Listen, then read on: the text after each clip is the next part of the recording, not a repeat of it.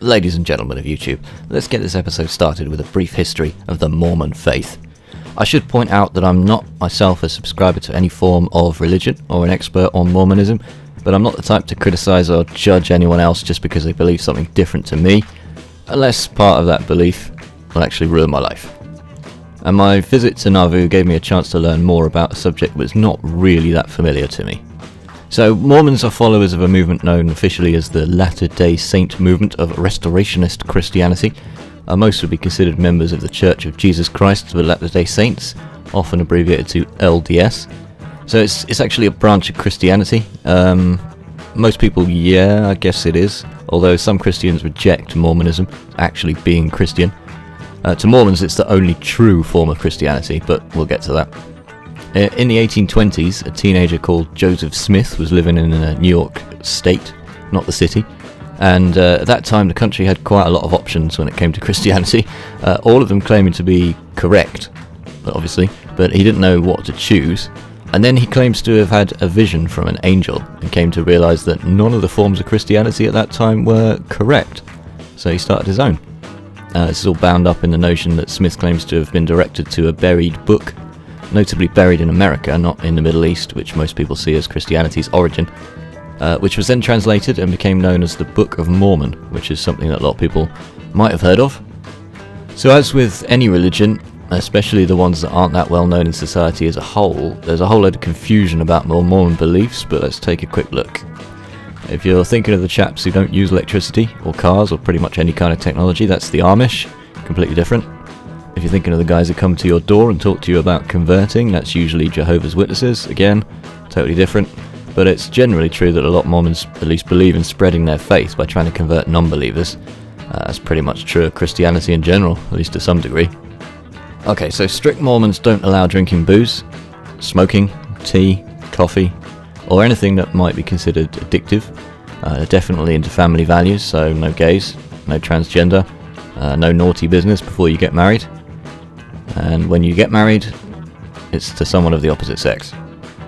Some people are quite adamant that Mormons encourage guys to marry more than one wife. There's certainly a lot of plural marriage in the 19th century, but it's not a feature of the religion as a whole as it stands today. So back to Joseph Smith. You'll normally hear Mormons describe him as the prophet Joseph Smith. As you might imagine, a group who's going around saying that all other forms of religion are wrong, and that drinking and smoking are wrong, but at the same time encouraging people to join them wasn't exactly popular with most people. That said, it was pretty popular with some people, hence its relatively rapid growth, and by 1831 they set up shop in Ohio. They'd originally planned to create Zion in Missouri, but the Missouri settlers at the time, which by the way was land sold by France to the US in 1803 in the Louisiana Purchase and was probably not theirs to sell in the first place, and involved kicking out loads of Native Americans, not all of which were entirely peaceful about that, weren't really pleased with the sudden influx of Mormons. Anyway, by 1838, the governor of Missouri said that the Mormons must be treated as enemies, and they got kicked out, moving to the banks of the Mississippi River in Illinois, which became Nauvoo. So by 1844, Joseph Smith had actually announced his intent to run for President of the United States, but was heavily criticised for his views on plural marriage, and when a newspaper published stories in opposition to Smith's views, he had it destroyed. And then the threat of violence against Smith from obliterating free speech caused him to raise a militia in Nauvoo, and sort of escalated from there, with the threat of an even bigger militia from the governor. Smith surrendered and was imprisoned for inciting a riot, which then increased to a charge of treason.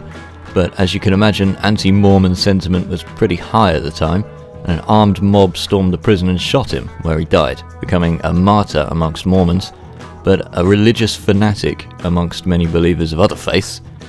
After Smith's death, the leadership of the Mormon faith passed to Brigham Young, who had to decide between fighting the anti-Mormon movement in Illinois and moving on, again, and probably for the best, decided to migrate the faith westwards to Utah.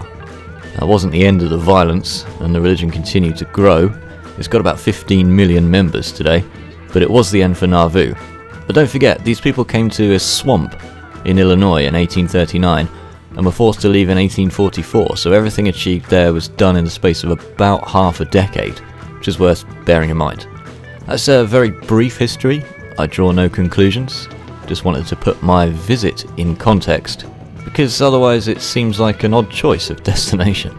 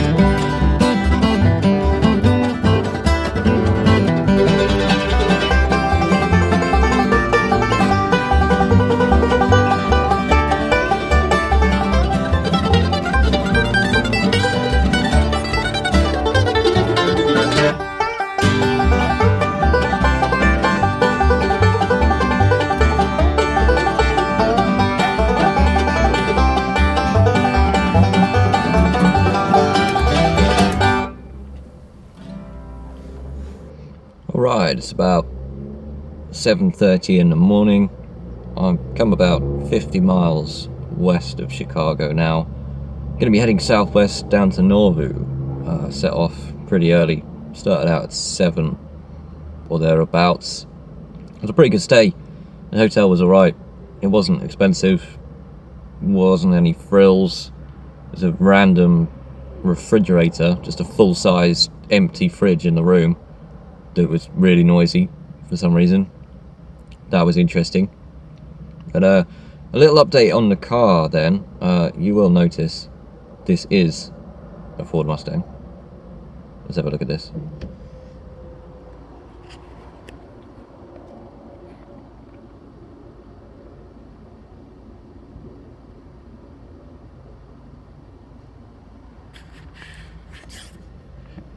However, this is not the Ford Mustang that I ordered. This is the 2.3 EcoBoost, and I ordered a V6. Does it matter? Kind of. Not really. I'm not going to throw my toys out of the pram. I do have the possibility of changing. So my agent is trying to find me the actual car that I ordered. Not sure where it's gone. But if I can pick it up, then it will be on the road. So I don't have it yet. It's a Mustang. What do I think? Let me tell you, like, it's a nice car. It's powerful, does the job, but I can see why Detroit struggled. I don't know if they started putting out cars like this and then struggled, or whether they're only putting cars out like this because they're struggling.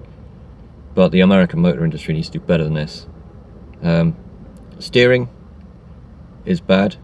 Like there is about 5 degrees of play. There's a huge dead zone in the steering. It's really inaccurate. The mirrors. Look at the size of these mirrors.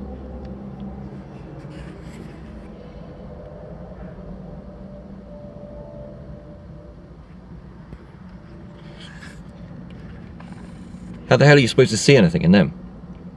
I really struggle. Just really, everything feels like it's glued on. Paddle shift exists, but there's no manual option that I can find, so it's going to shift whether it wants to or not, because hey, it's America, it's automatic. What can I say?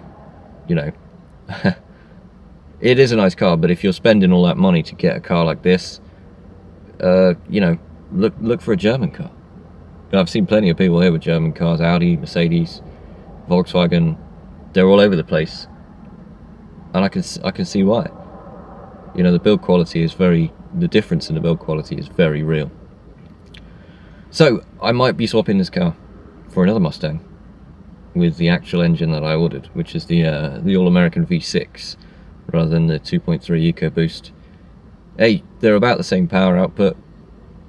It's just, you know, I want to drive a normally aspirated car with a lot of power. So just a quick stop, really, on the road before we get going back to Nauvoo. It's pretty much the same as the UK with service stations by the side of the road. I'm going to head into McDonald's. Not very exciting, but that's all there is here. See you later.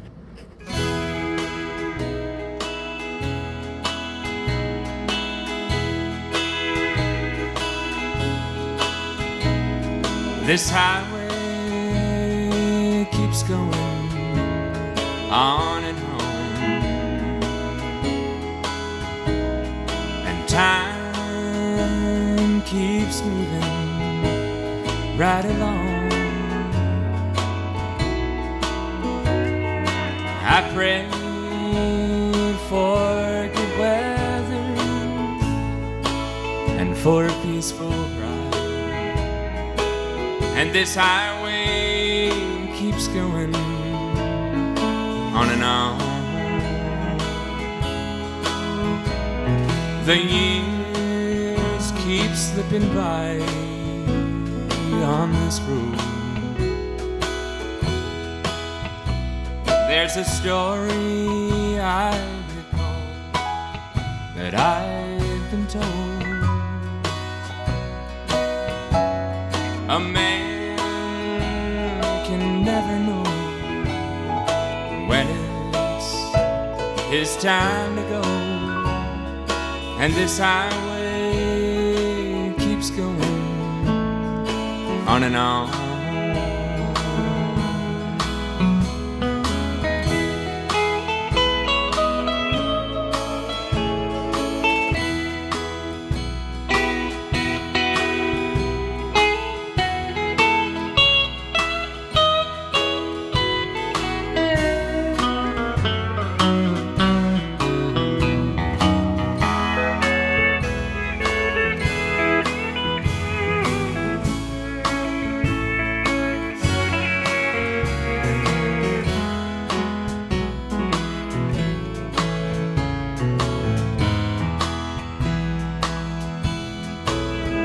The wind's blowing soft and cool across my face, and my mind wanders back to that old place. Nothing seems to last, it's just a moment in the past.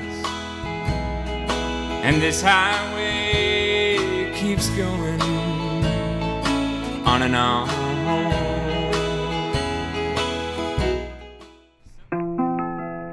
Well, it was in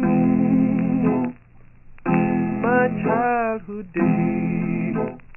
Oh Lord, many long years ago. Now with the Spirit, now of my Savior, I was filled, Lord, filled, oh, in that old fashioned meeting. Oh Lord, our memories, they linger still in that little, oh, that wooden church house out on a hill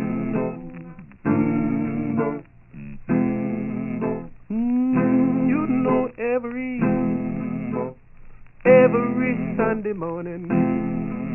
Help me hang the family prayer. Then to that old country wagon. Oh, would feel, oh, Lord, oh, would feel.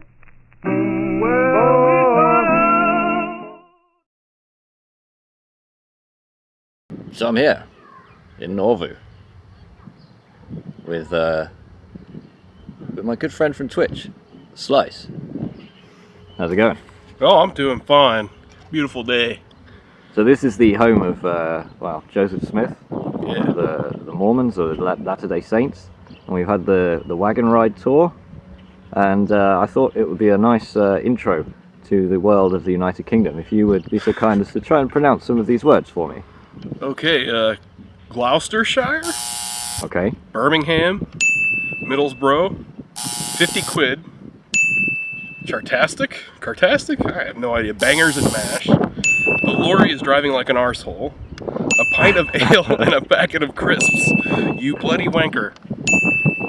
How's that? What do you think, YouTube?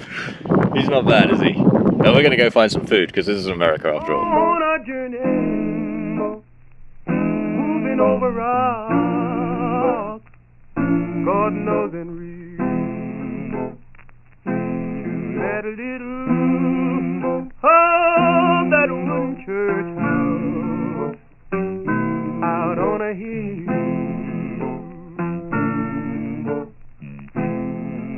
Well, when that old-fashioned preacher, oh Lord, give out from me to him. Then every heart breaks down with the Holy Ghost.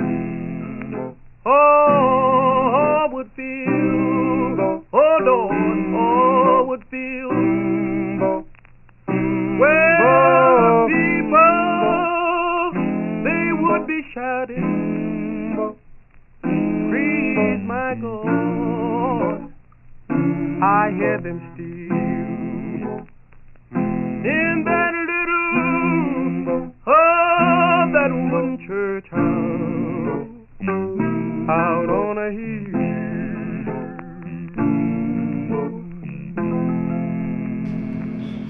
So it's about 6 p.m. here in Nauvoo. Been on a day out with Slice, exploring the world of the Latter-day Saints. What did you learn today, Slice? I learned a lot about like how to cook bricks and stuff, and like how to make nails, and something about a prophet. You learned about the prophet Joseph Smith Yeah. and his guy. buddy That guy. And, Brigham, I don't remember the other guy's name. and their trip to Utah. Yeah. And we saw we got a horseshoe, I did get a horseshoe. and we got A a. miniature horseshoe. I don't think it's going to fit on any horses I've ever seen, but it's pretty cool. We'll demo the horseshoe right now. Yeah. This was made for us by a Mormon blacksmith, live. That was entertaining. And we also have, I believe you picked one up for your wife as well. Yeah, I did. A Slice. prairie diamond. Do you have your prairie diamond? It's in my jacket. I will show you my prairie diamond. I will now adorn my finger with the prairie diamond. Ladies and gentlemen, this is a item of prestige among the Mormon faith. No, it's not really. It's basically a when they didn't have any money, but they wanted to marry their women, they got a nail and made it into a ring, and that's a prairie diamond. So we saw the blacksmith. I feel like, just for clarification, I did not give you that prairie diamond. Slice That did not was propose to me. That was today. not a proproposal. You know, he is my Twitch boyfriend and all, but Well, yeah, but it doesn't quite extend to. You got to keep that on the lowdown. So you came here as a child, yeah. and you haven't been school back trip. since. Nope. It's a lot more interesting as an adult, definitely. Definitely a lot to learn here. And you think you'll be converting to Mormonism, I suppose? Not anytime soon, I don't imagine. Not without copious amounts of drugs, I feel. Well, you heard it here first. So I'm heading out to Springfield tonight. Have a layover in Springfield and then explore the world of Abraham Lincoln tomorrow. But first, we've got a Mormon show to catch. I'll see you later.